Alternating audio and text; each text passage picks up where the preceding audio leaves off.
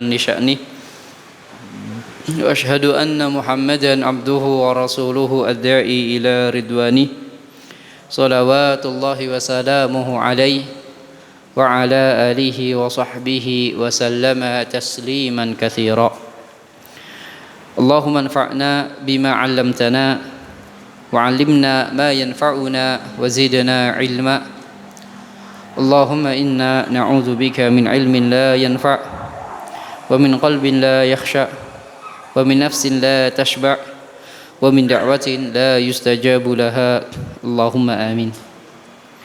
Ikhwani wa akhwati fillah, a'azzani Allahu wa iyyakum. Pada pertemuan yang lalu kita telah membahas bab tentang istiqbalul kiblah. Bab tentang membahas kiblat, menghadap kiblat. Berikutnya yaitu bab as-sufuf ya. Bab tentang shaf salat ya.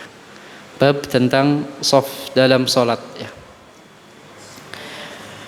Dalil yang pertama yaitu dari Anas ibn Malik radhiyallahu taala anhu berkata, qala Rasulullah sallallahu alaihi wasallam, telah bersabda Rasulullah sallallahu alaihi wasallam, sawwu sufufakum, luruskan shaf kalian. Fa inna taswiyatas sufufi min tamamis shalah, karena lurusnya shaf itu bagian dari kesempurnaan salat. Dalam riwayat lain ya, fa inna taswiyatas sufufi min iqamatis shalah, karena lurusnya shaf itu termasuk menegakkan salat ya. Termasuk bagian dari menegakkan salat ya. Maka dalam hadis ini ya, yursyidun nabiyyu sallallahu alaihi wasallam ummatahu ila ma fihi salahuhum wa falahuhum ya. Di dalam hadis ini Rasul sallallahu alaihi wasallam memberikan bimbingan kepada umatnya ya, kepada sesuatu yang ada maslahat bagi umatnya dan kesempurnaan atau kemenangan bagi umatnya ya. Fahuwa huna ya'muruhum bi an yusawwu sufufahum ya. Nah, di sini Nabi memerintahkan sahabat untuk meluruskan shafnya ya. Tentu ya, hal ini ketika sholatul jamaah, maka ada perintah untuk meluruskan shaf ya. Bihaitsu yakunu simmatuhum nahwal qiblati wahidan. Kenapa ya harus lurus ya? Agar mereka satu arah dalam menghadap kiblat ya. Agar mereka satu arah dalam menghadap kiblat. Wa yasuddu khalala sufuf, dan menutup celah yang ada pada shaf ya. Menutup celah yang ada pada shaf. Hatta la yakuna lisyayatini sabilun ilal abathi bi salatihim. Ini juga ya untuk mencegah syaitan ya mempermainkan salat manusia ya. Karena memang ya setan ini berusaha ya agar seorang yang sholat tidak fokus dalam sholatnya ya. Agar seorang yang sholat itu yang dipikirkan adalah di luar sholat ya. Itu tugas setan ya. Jadi setan mencuri ya sholat dari seorang hamba ya, agar mereka tidak fokus ya. Wa arsyadahum sallallahu alaihi wasallam ila ba'dil fawaid allati yanalunaha min ta'dilis shaf ya. Kemudian juga dalam hadis tadi Rasul ya memberikan petunjuk tentang di antara faidah-faidah dari meluruskan shaf ya. Di antara faidah dari meluruskan shaf. Wa dzalika anna ta'dilaha alamatun ala tamami salati wa kamaliha. Di antara faidahnya adalah lurusnya shaf itu tanda sempurnanya salat. Tanda sempurnanya salat. Wa anna i'wijaja shaf khalalun wa naqsun fiha. Sebaliknya, bengkoknya shaf ya atau tidak lurusnya shaf ya itu merupakan kekurangan ya yang diperoleh ya dari pelaksanaan sholat ya. Jadi lurusnya shaf itu merupakan tanda kesempurnaan sholat. Sebaliknya bengkoknya shaf itu tanda kekurangan yang ada pada ibadah sholat ya. Nah ini ya makna dari hadis tadi ya. Bahwa di dalam hadis tadi Nabi menyuruh untuk meluruskan shaf ya. Meluruskan shaf ya. Dan Nabi juga menjelaskan ya di antara faedah dari lurusnya shaf adalah tanda dari kesempurnaan ibadah salat tersebut ya. Berikutnya al-ahkam al-mustanbatah minal hadis ya. Hukum-hukum yang diambil dari hadis tadi. Yang pertama, masyru'iyatu ta'dilis sufuf ya. Disyariatkan meluruskan shaf. Ya. Disyariatkan meluruskan shaf ya. Min ghairi taqaddum wala ta'akhur ya. Tanpa ada yang maju, tanpa ada yang mundur, itu lurus ya. Dan ini ya hukumnya nanti dijelaskan ya. Di antara hukumnya adalah wajib. Ya. Berikutnya, anna taswiyataha sababun fi tamamis shalah. Fayakunu dzalika mustahabban kama huwa madhabul jumhur. Bahwa meluruskan shaf ya, itu termasuk kesempurnaan salat. Dan ini sesuatu yang disunnahkan sebagaimana madhab jumhur ya. Maka pendapat jumhur meluruskan shaf itu sunnah ya, bukan wajib. Artinya ya kalau sholat shafnya bengkok itu tidak berpengaruh kepada keabsahan sholat. Sholatnya tetap sah ya. Karena ya meluruskan shaf ya itu sebagaimana pendapat jumhur hukumnya apa? Sunnah ya. Wa qila biwujubihi. Dan sebagian pendapat mengatakan lurusnya shaf itu hukumnya wajib ya. Sebagian pendapat mengatakan lurusnya shaf itu hukumnya wajib. Dari mana diambil hukum wajib ini? Li haditsin ya, dari sebuah hadis ya yang nanti akan dijelaskan, la tusawwunna sufufakum, hendaklah kalian meluruskan shaf ya. Aw la yukhalifunnallahu baina wujuhikum, atau Allah akan membuat wajah-wajah kalian berselisih ya. Maka adanya ancaman ini tidak mungkin terjadi untuk sesuatu yang sunnah. Adanya ancaman ini, ancaman apa? Bahwa Allah akan memperselisihkan wajah-wajah kalian. Ini ancaman. Ya. Ya, ancaman ini nggak mungkin untuk sesuatu yang sunnah. Ya. Kalau memang meluruskan shaf itu sunnah, nggak mungkin sampai Allah sampai Nabi mengancam dengan seperti ini. Adanya ancaman ini menunjukkan bahwa meluruskan shaf itu hukumnya apa? Wajib. Jelas? Jelas? Kemudian ini sebagai faedah saja. Jadi di dalam shaf itu ada dua perintahnya. Ada luruskan dan rapatkan. Ya, yang nanti akan dibahas. Ada luruskan dan ada rapatkan. Ya. Maka lurusnya shaf itu suatu kewajiban ya. Meluruskan shaf itu hukumnya apa? Wajib. Jelas? Karena tadi apa? Nabi mengancam. Ya.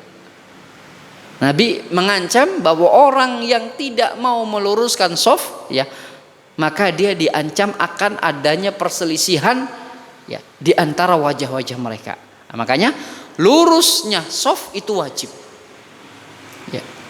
Adapun at-tarasu, ya, nanti ada. Adapun rapat, ya, merapatkan shaf, ya, bihaisu yulzim mangkibahu bimangkibihi wa qadamahu biqadamihi, dengan menempelkan pundak dan pundak, mata kaki dan mata kaki, ini hukumnya sunnah. Ya. Jadi lurusnya wajib, ya, tetapi rapatnya apa? Sunnah, selama, ya, selama renggangnya itu, ya, tidak, selama renggangnya itu tidak lebar, ya. Yang dalam hadis itu selama renggangnya itu nggak dimasukin oleh anak kambing, ya, maka tidak mengapa, ya. Maka tidak mengapa. Karena apa? Karena rapatnya shaf ini merupakan apa? Sunnah. Adapun lurusnya shaf merupakan apa? Kewajiban. Ya. Dan patokan lurus, ya, patokan lurus itu yang jadi patokan adalah mata kaki dan mata kaki, bukan ujung jari dan ujung jari. Yang jadi patokannya adalah mata kaki dan mata kaki. Antara ujung jari, ya, tidak sama, tidak masalah. Yang penting mata kakinya lurus dengan mata kaki atau pundaknya lurus dengan pundak. Ya, itu patokan lurus, ya. Karena kebanyakan kita tuh patokannya apa? Yang disamain apa? Ujungnya. Ujung jarinya disamain, akhirnya belakangnya saling menonjol. Dan ini kata Syekh Ibnu Utsaimin salah. Yang benar tuh yang diluruskan apa? Belakangnya, ya. Mata kakinya. Mata kaki dengan mata kaki itu yang diluruskan, walaupun jari di depannya bergelombang, ya. Jadi patokan lurus itu adalah al-qadam wal qadam, mata kaki dan mata kaki itu harus lurus, ya. Juga al-mangkib bil mangkib, ya. Pundak dengan pundak itu harus lurus, ya. Nah, kemudian, ya, perintah rapatnya shaf, ya. Nah, tadi kita bicara bahwa lurus itu hukumnya apa? Wajib. Sekarang perintah rapatnya shaf, yang tadi dijelaskan hukumnya sunnah. Maka perintah rapatnya shaf ini, ya, pada saat memulai sholat. Pada saat memulai sholat tuh harus rapat. Nanti di perjalanan sholat mesti ada apa? Ada renggang. Itu tidak masalah selama jarak renggangnya itu tidak bisa dilalui apa? Anak kambing. Ya. Selama jarak renggangnya tidak bisa dilalui alat kambing itu tidak masalah. Ya, ada khalal saghir, celah sedikit, itu tidak masalah. Ya, tayyib. Ini tentang hukumnya. Jadi hukum lurus shaf itu wajib. Hukum meluruskan shaf itu adalah apa? Wajib. Ya. Adapun hukum merapatkan shaf adalah sunnah. Ya. Selama celahnya itu tidak terlalu lebar. Selama celahnya tidak terlalu lebar. Ya. Kemudian karahatu i'wijajiha, ya. Dibenci bengkoknya shaf, ya. Wa anna dzalika naqsun fis shalah. Karena bengkoknya shaf itu, ya, termasuk kekurangan dalam salat. Ya, termasuk kekurangan dalam salat. Kemudian fadlu salatil jamaah. Hadis ini juga menunjukkan keutamaan salat berjamaah.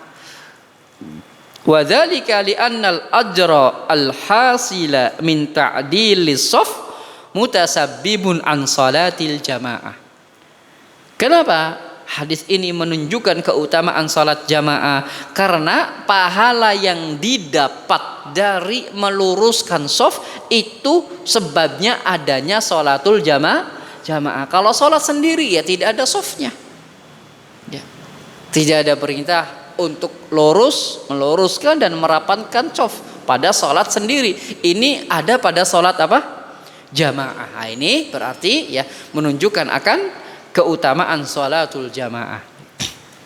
Qila ya, innal hikmah fi taswiyatis sufufi hiya muwafaqatul malaikati fi sufufihim. Dikatakan bahwa hikmah meluruskan shaf ya ketika salat ya, hikmahnya itu agar sesuai dengan shaf malaikat ketika berbaris. Ya. Agar sama dengan shaf malaikat ketika berbaris. Faqad akhraja Muslimun an Jabir radhiyallahu taala anhu. Al-Imam Muslim ya mengeluarkan hadis ya dari sahabat Jabir ibn Abdullah berkata, kharaja alaina Rasulullah sallallahu alaihi wasallam. Rasul ya mendatangi kami sallallahu alaihi wasallam, kata Jabir ibn Abdullah.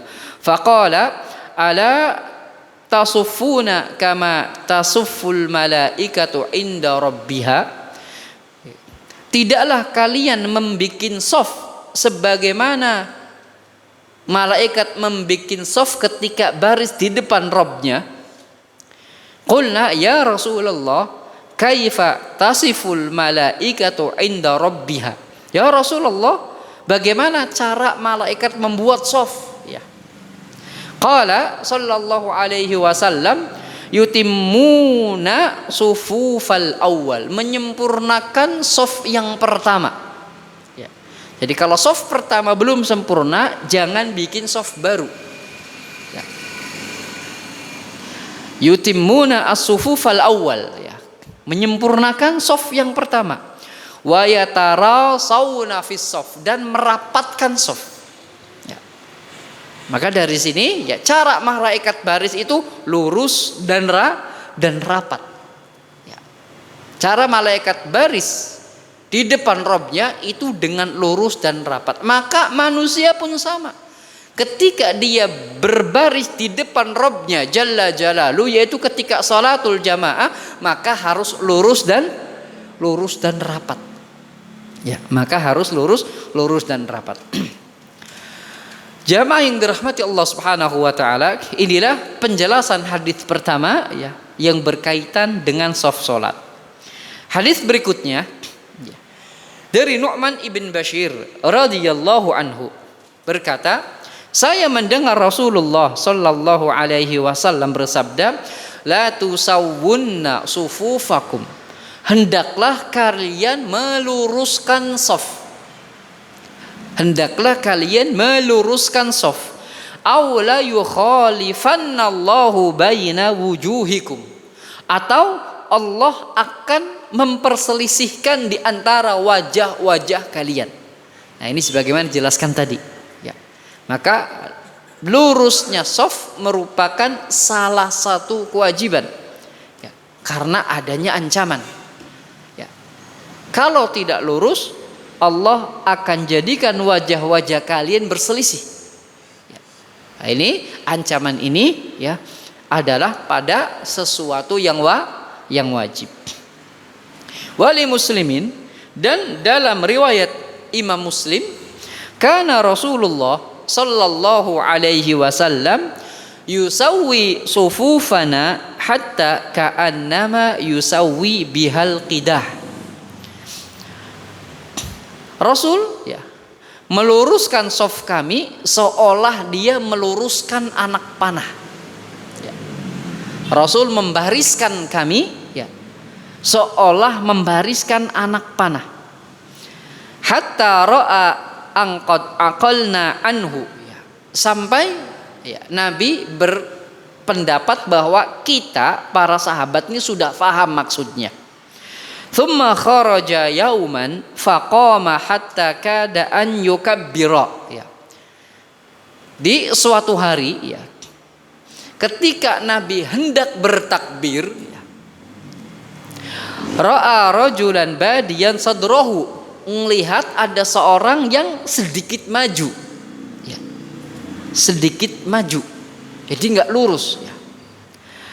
Faqala ya, maka Nabi bersabda, ibadallah, wahai hamba-hamba Allah, la tusawwunna sufufakum, hendaklah kalian meluruskan shaf-shaf kalian, aw la yukhalifannallahu baina wujuhikum, atau Allah akan memperselisihkan di antara wajah-wajah kalian, ya. Atau Allah akan memperselisihkan di antara wajah-wajah kalian. Nah, maka di dalam hadis ini, ya, fi hadza wa'idun liman la yuqimuna sufufahum fis shalah. Dalam hadis ini ada ancaman bagi mereka yang tidak meluruskan shafnya ketika sholat, ya. Maka dari sini dapat diketahui lurus shaf itu hukumnya wajib, ya. Faqad akkada sallallahu alaihi wasallam, ya, bahkan Nabi menegaskan illam tu'dilis sufuf wa tusawwa, illam tu'dal as-sufuf wa tusawwa, ya.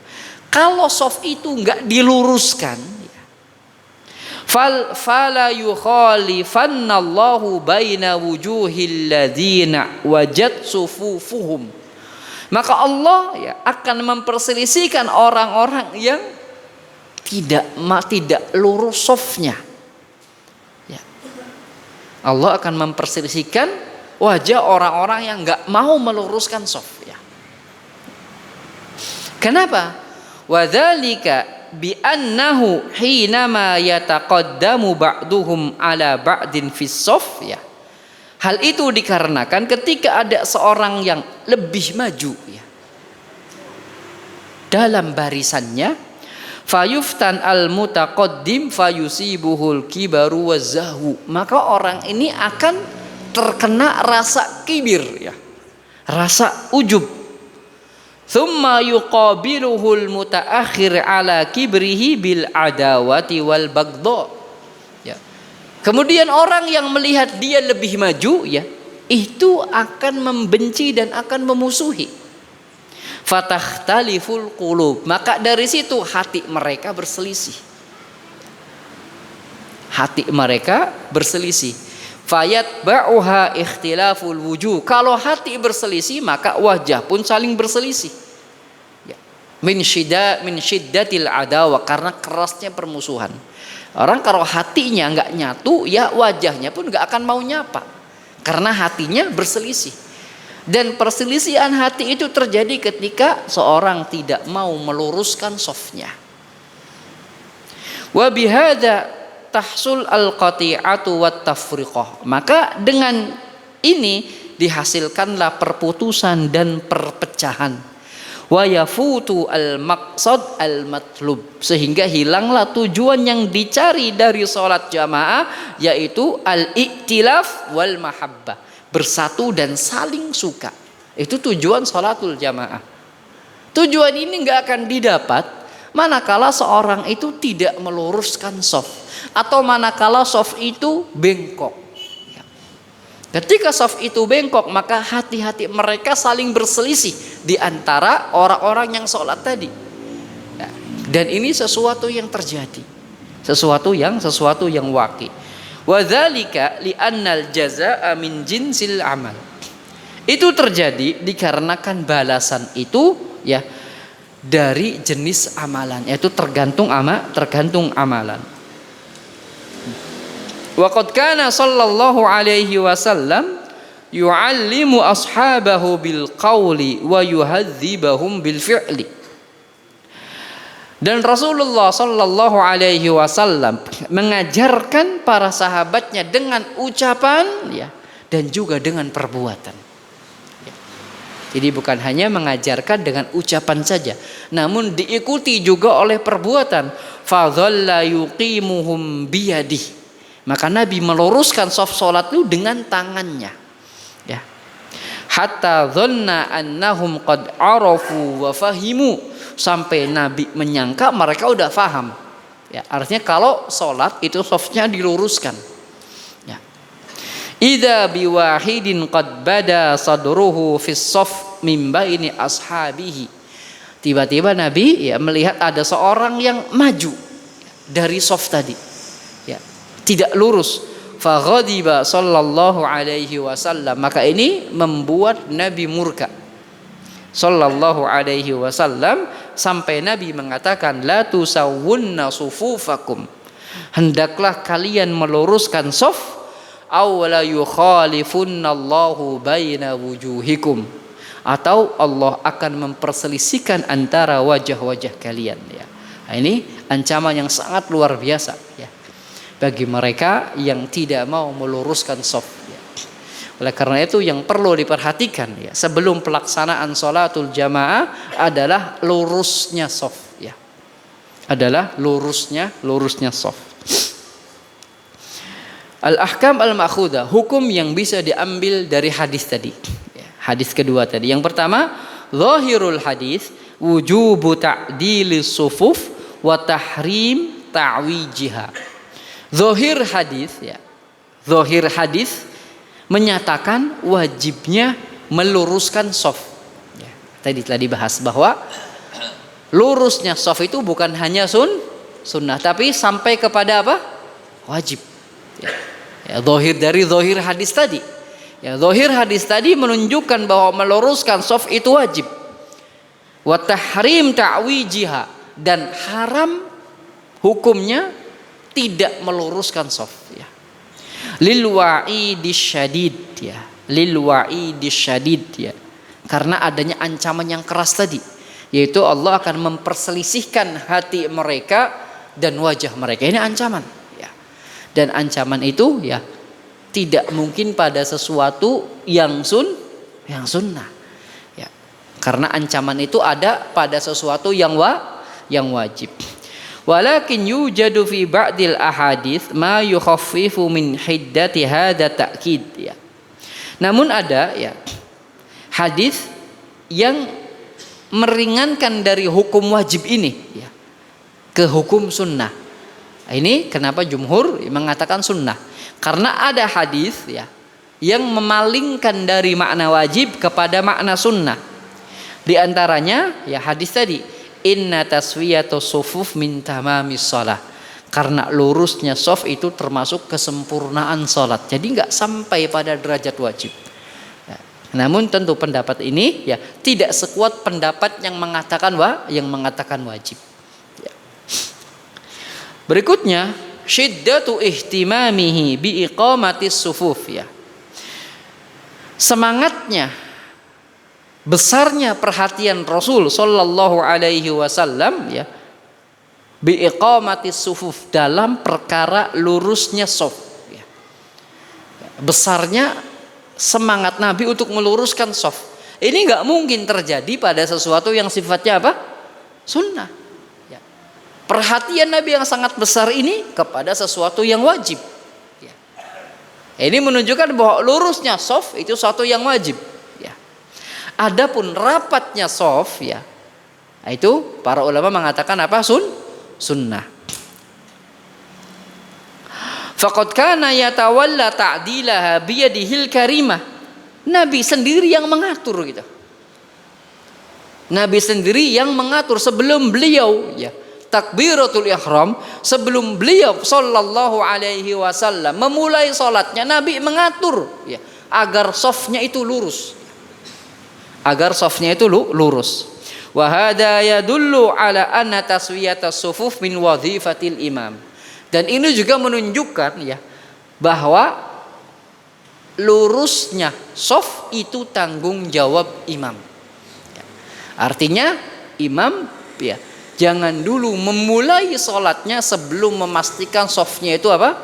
Lurus ya. Artinya shaf depan sudah diisi baru bikin shaf baru. Jangan sampai ada shaf depan yang kosong sudah isi shaf baru. Nah, ini termasuk wazifatul imam ya, termasuk kewajiban imam. Berikutnya, annal jazaa'a min jinsil amal ya. Balasan itu tergantung amal perbuatan.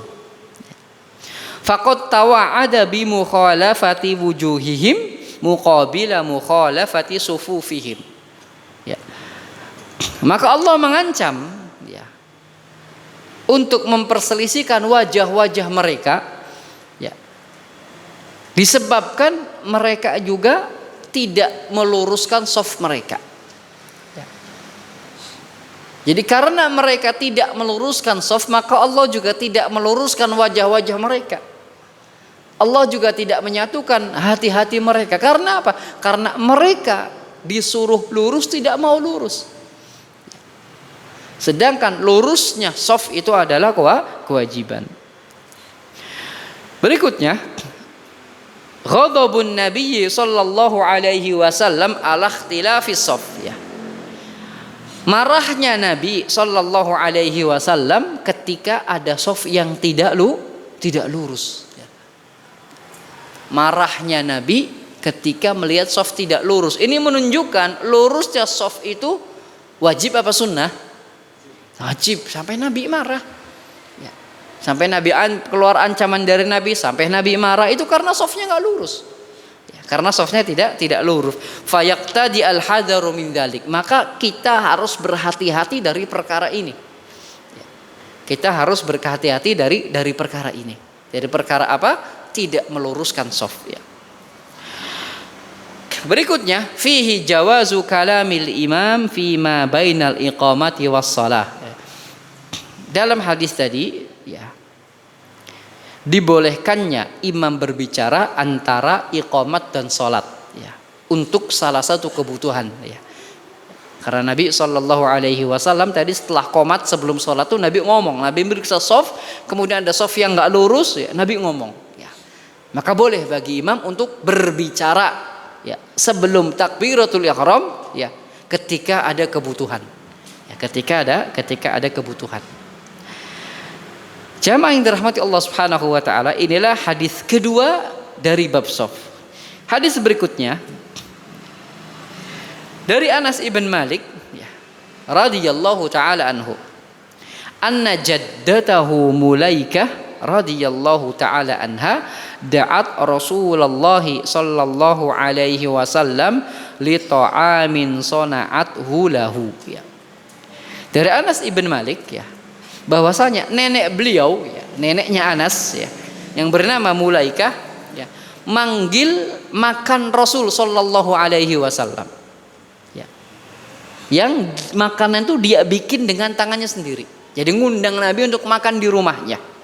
Fa akala minhu, maka Nabi pun makan, ya. Tsumma qala, ya, kemudian, ya, Nabi berkata, qumu fala usalli bikum, berdirilah, aku akan sholat bersama kalian, ya. Para ulama menjelaskan ini sholatnya sholat sunnah, ya. Ini sholatnya sholat sunnah. Setelah makan, ya, Nabi berkata, berdirilah, kita akan sholat, ya.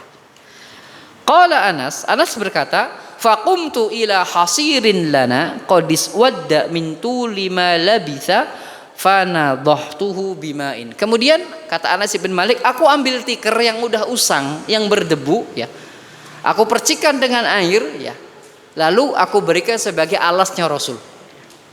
Maka Rasul sholat di atas apa? Rasul sholatnya di atas apa? Tikar. Ya. Faqama alaihi Rasulullah, maka Rasul pun berdiri di atas tikar tersebut sallallahu alaihi wasallam. Wa safaftu ana wal yatimu wara'ahu, ya. Lalu Nabi membikin barisan saya, ya, kata Anas, Nabi membariskan saya dan anak yatim di belakang beliau, ya. Nah, ini Nabi, ya, Anas dan anak yatim di belakangnya Nabi, ya. Wal ajuz min wara'i, dan membariskan nenek tadi di belakang kami, ya. Jadi pahami? Jadi Nabi, kemudian di belakangnya siapa? Anas dan yatim. Kemudian di belakangnya ini perempuan, ya. Fa shalla lana rak'atain, ya. Kemudian Nabi sholat 2 rakaat, tsumman sarafa. Kemudian setelah itu Nabi pun pulang, ya. Wali Muslim, dan dalam riwayat Muslim, anna Rasulullah sallallahu alaihi wasallam shalla bihi wa bi ummihi fa aqamani an yaminihi wa aqamal mar'ata khalfana. Rasul menjadi imam bagiku dan bagi ibuku, ya, kata Anas. Kemudian Nabi mensejajarkan aku berada di sampingnya. Wa aqamal mar'ata khalfana, dan Nabi memposisikan wanita di belakang kami. Hadis ini menunjukkan apa? Jika makmum itu satu orang, ya maka makmum berada di kanan imam, sejajar dengan imam berada di sisi kanannya. Jika makmum itu satu orang, ya.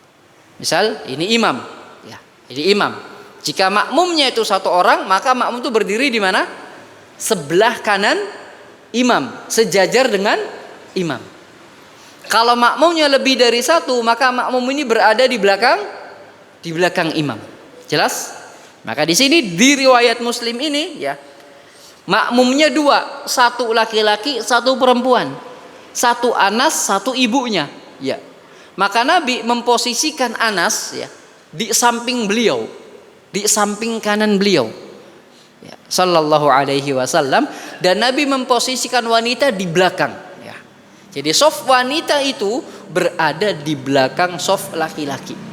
Ya. Adapun soft laki-laki, jika hanya satu orang makmum, itu berdiri sejajar di kanan imam. Ya, di sebelah kanan imam. Kalau lebih dari satu, maka makmum itu berdiri di belakang imam. Ya.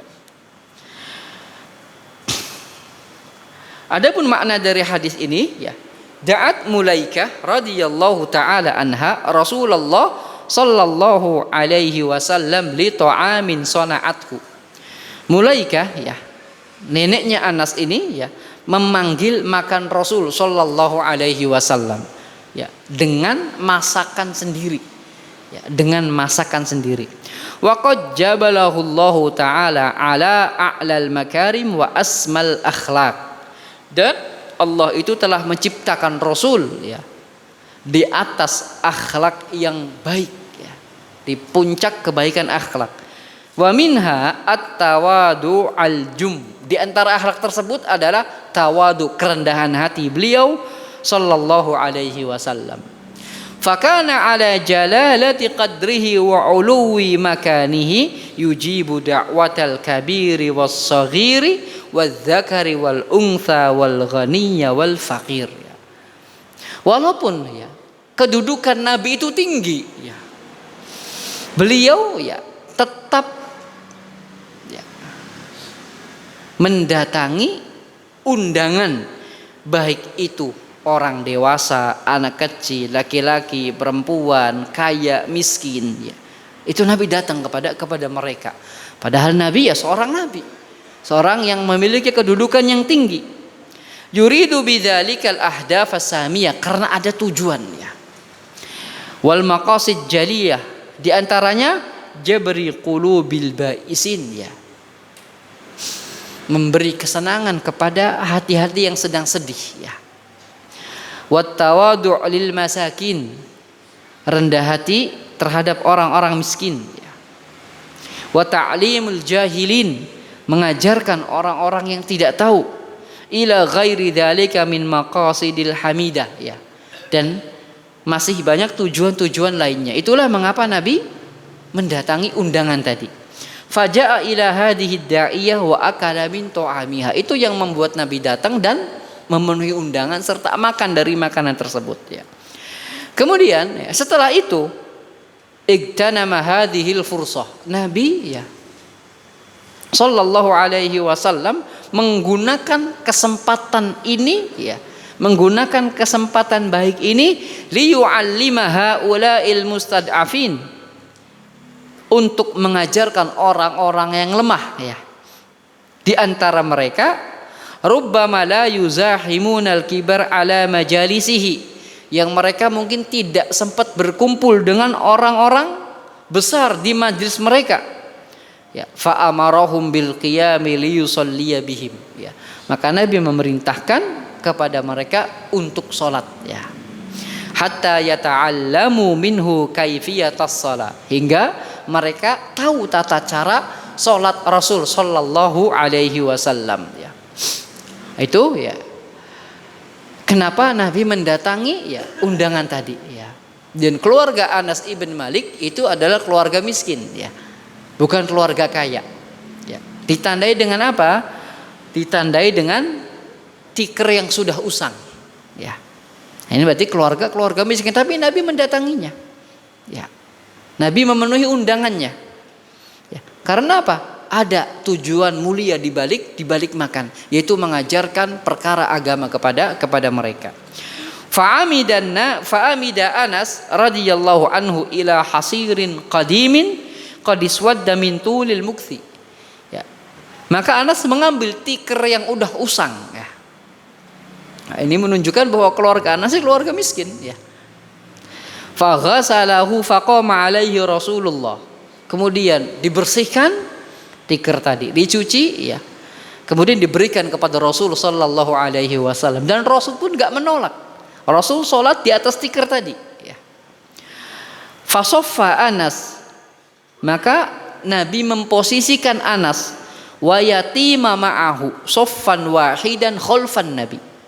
Nabi memposisikan Anas dan anak yatim tadi di belakang beliau. Softnya di belakang beliau. Kenapa di belakang? Karena makmumnya lebih dari satu. Maka berdiri di belakang Nabi, di belakang imam.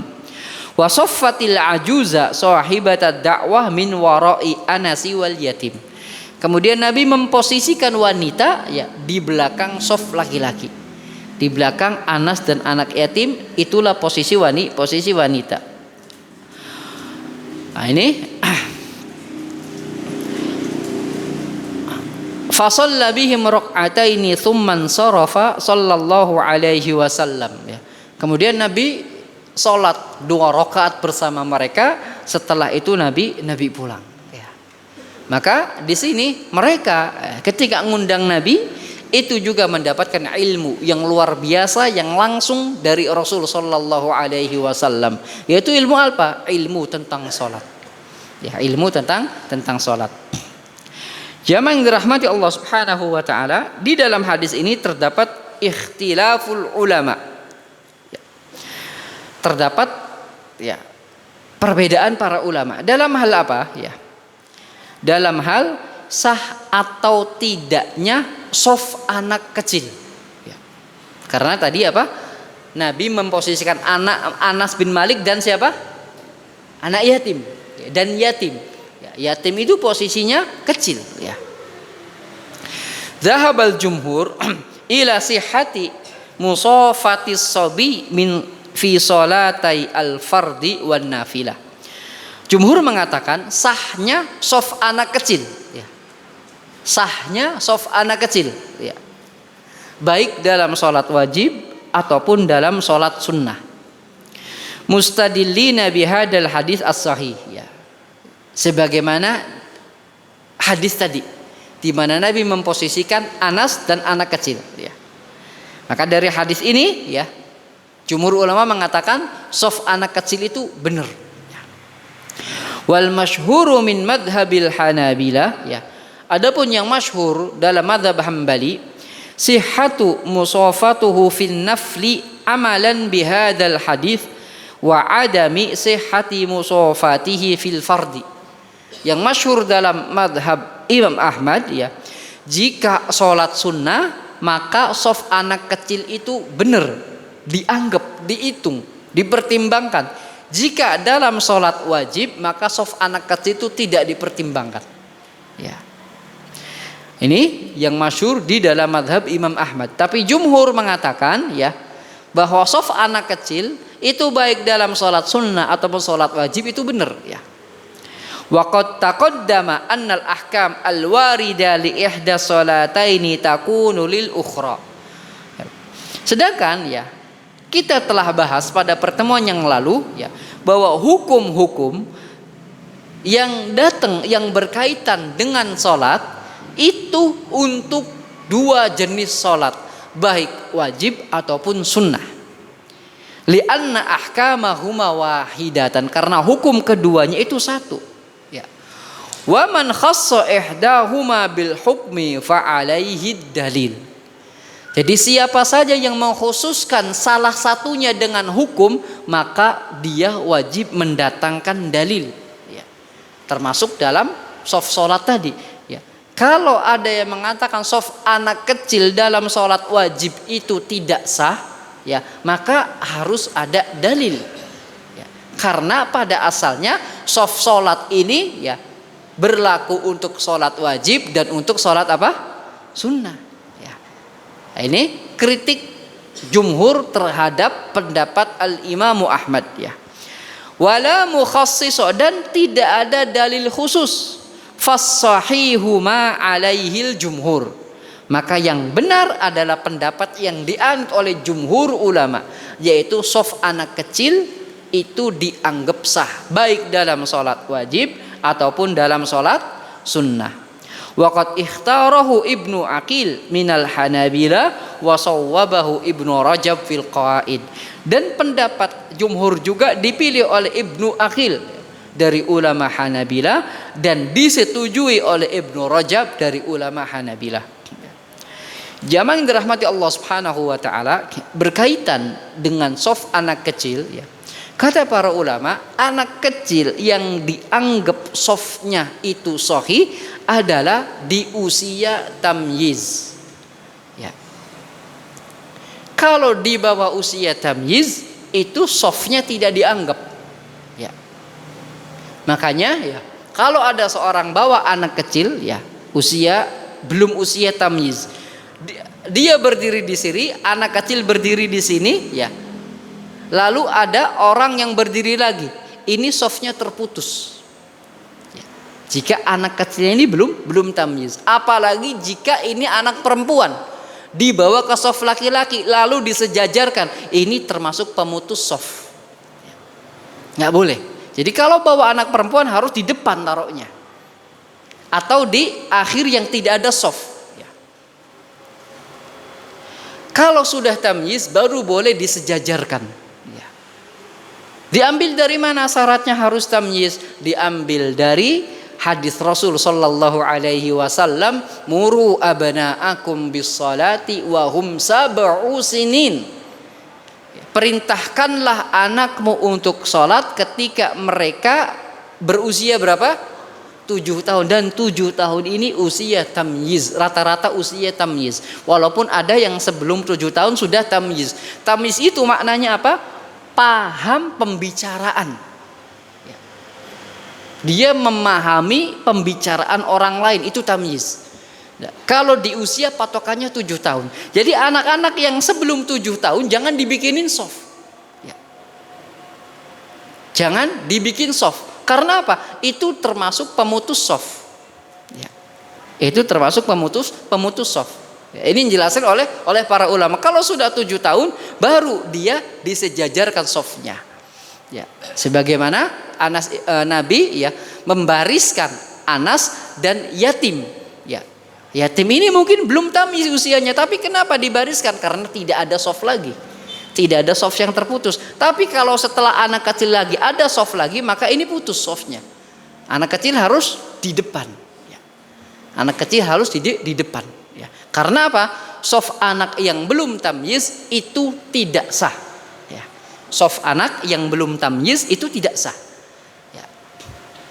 Tamyiz ini kalau patokan umur 7 tahun, kalau tidak patokan umur sudah memahami khitab. Jadi kalau diperintah paham, ya.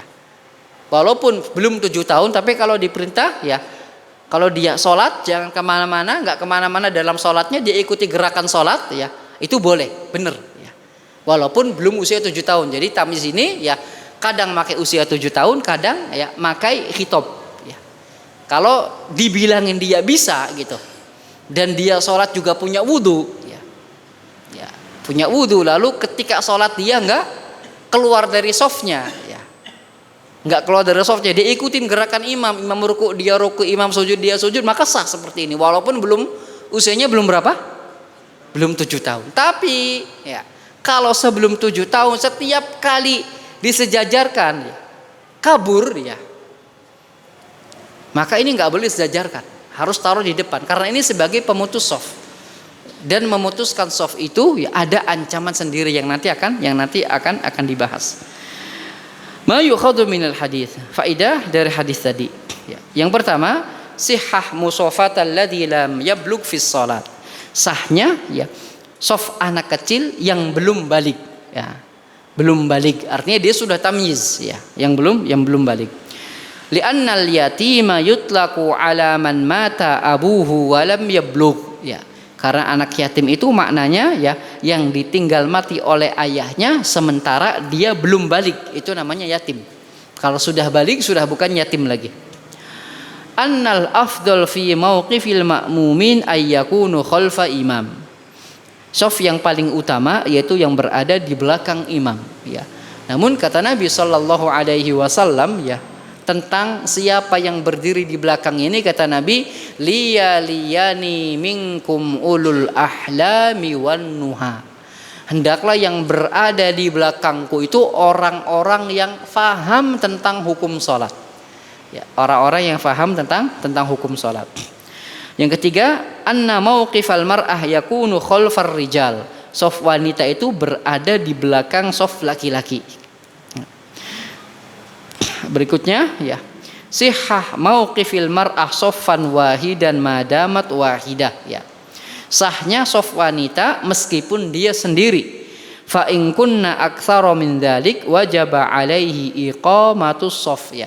Kalau lebih dari satu, ya, kalau wanita lebih dari satu, maka ya wanita juga berkeharusan untuk meluruskan sof, ya. Berikutnya, jawazul ijtima' fin nawafil, bolehnya berjamaah dalam sholat sunnah, ya.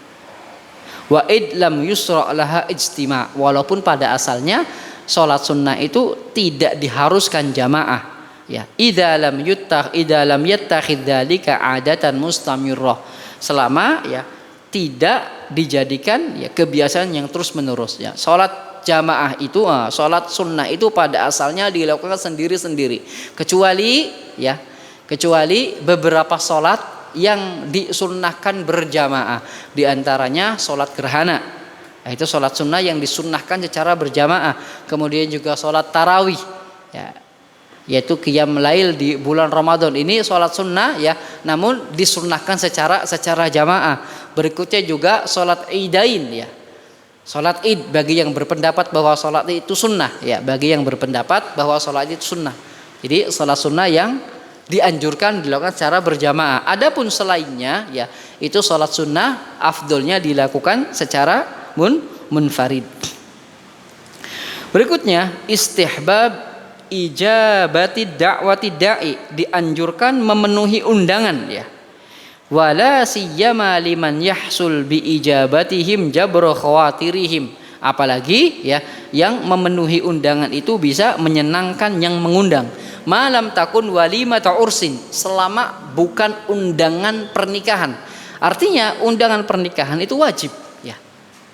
Undangan walimah itu hukum mendatanginya wajib. Selain undangan walimah, hukum mendatanginya adalah mustahab, ya.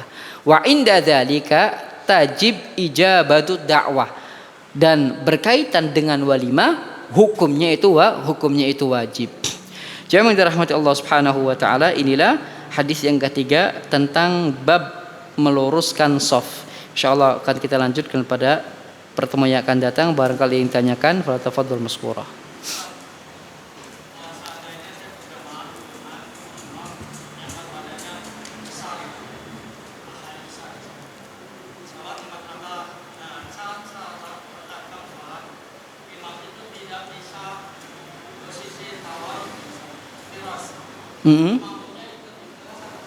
Rakaat keberapa? Terakhir. Rakaat terakhir hukum asalnya tawarruk, ya, rakaat terakhir hukum asalnya tawarruk, ya, kecuali kalau ada satu keadaan yang dia tidak bisa membuat tawarruk. Kayak tadi imam iftiras, makmumnya ya tawarruk, ya, tetap tawarruk karena itu rakaat keberapa? Keempat. Nah, jadi hadis yang mengatakan innamal ju'ilal imamu liyu'tamma bih, imam itu dijadikan untuk diikuti, itu dalam perpindahan dan harokat saja, ya. Artinya kalau imam bertakbir ya kita takbir, imam ruku kita ruku, imam sujud kita sujud, ya. Adapun selain itu boleh berbeda, ya, seperti ya imam tidak menggerakkan telunjuk, makmum menggerakkan telunjuk, ya, itu boleh. Imam ya duduknya iftiros, makmum tawarruk, atau kebalikannya, imamnya tawarruk, makmumnya karena masbuk duduknya iftiros, itu tidak mengapa ya.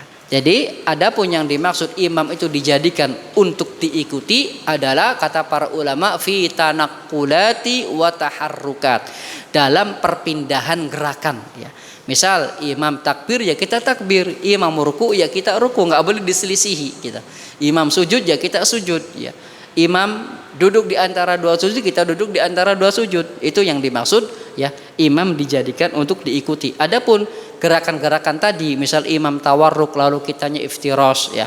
Imam menggerakkan telunjuk ya ketika tasyahud dan kita nggak menggerakkan, itu perbedaan yang tidak mengapa. Bahkan perbedaan niat antara imam dan makmum juga tidaklah mengapa ya. Misal imam niatnya sholat wajib, makmum niatnya sholat sunnah, tidak mengapa ya. Tidak masuk dalam kategori hadis tadi ya. Tidak masuk dalam kategori hadis imam dijadikan untuk diikuti. Wallahu a'lam. Jadi misalnya imam iftirosh ya antum tetap tawarruk gitu. Perbedaan ini tidaklah mengapa. Wallahu a'lam.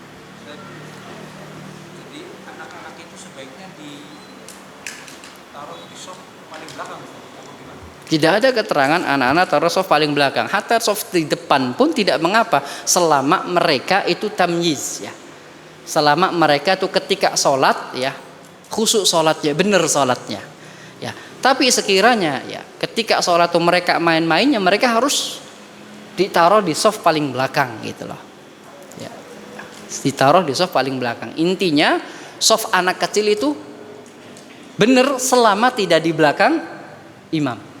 Sof anak kecil itu benar selama tidak di belakang imam. Kenapa? Yang harus di belakang imam itu adalah orang-orang yang faham tentang hukum sholat. Orang-orang yang faham tentang hukum sholat.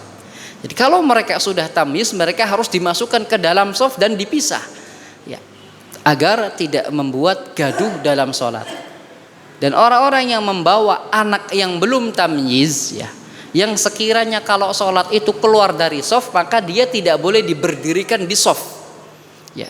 Dia tidak boleh diberdirikan di sof, dia harus ada di depannya agar sofnya tidak terputus nanti ya, agar sofnya tidak terputus. Begitu juga ya, seorang yang membawa anak kecil perempuan ditaruh di sof laki-laki, itu nggak boleh disejajarkan ya, karena akan membuat sof itu terputus ya. Harus ada di depan atau di pinggir yang tidak ada sofnya, atau di pinggir yang tidak ada softnya. Wallahu a'lam. Jadi ya soft anak kecil yang sudah tamyiz itu benar ya. Yang anak kecil sudah tamyiz, softnya itu dihitung, dipertimbangkan ya. Yang penting dia tidak berada di mana? Di belakang imam. Wallahu a'lam. Dan mereka juga harus dijaga ya, harus dipisah.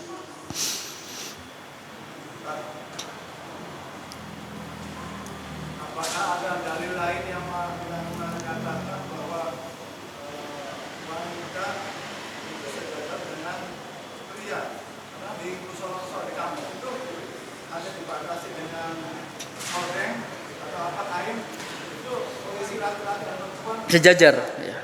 Itu pada asalnya ya. Pada asalnya posisi perempuan itu khalfar rijal ya, berada di belakang sof laki-laki ya, berada di belakang sof laki-laki.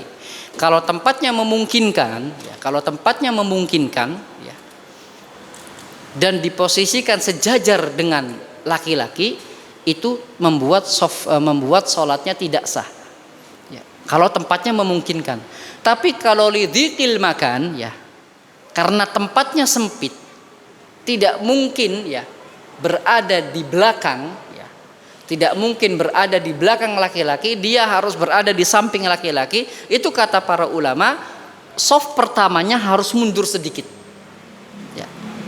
Jadi misal imam laki-laki, kemudian perempuannya kalau mau di samping itu harus mundur sedikit ya.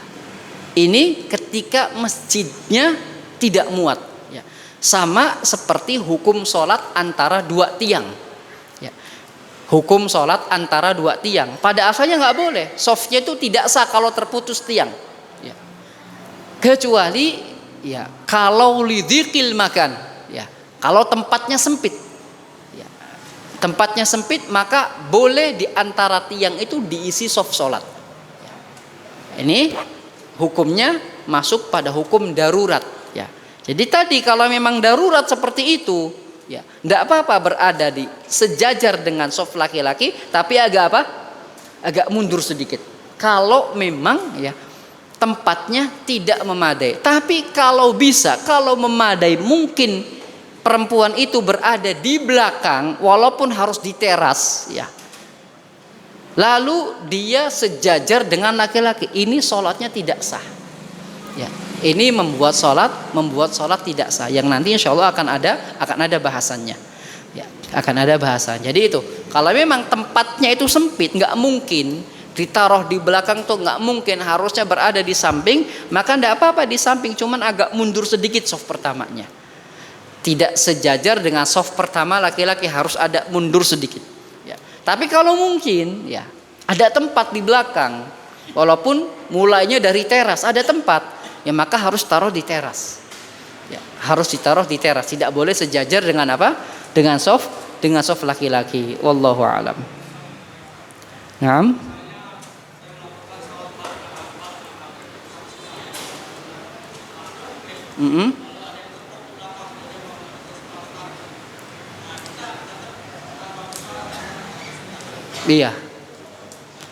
Iya, tetap tidak perlu merubah niatnya jadi niat imam. Ya. Antum sunnah, nanti makmum antum wajib. Itu tidak apa-apa. Perbedaan niat antara imam dan makmum itu mu'tabar, hal yang dianggap. Ya, sebagaimana nanti datang ya keterangan hadis Mu'ad ya. Hadis Mu'ad ibn Jabal ya. Jadi antum tetap niat sholatnya sholat sunnah. Ya, tidak harus dirubah ke sholat wajib. Ya, nanti ada keterangannya insyaallah.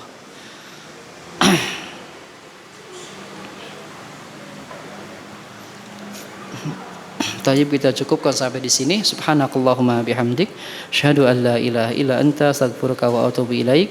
Wabillahi taufiq wal hidayah. Wassalamualaikum warahmatullahi wabarakatuh.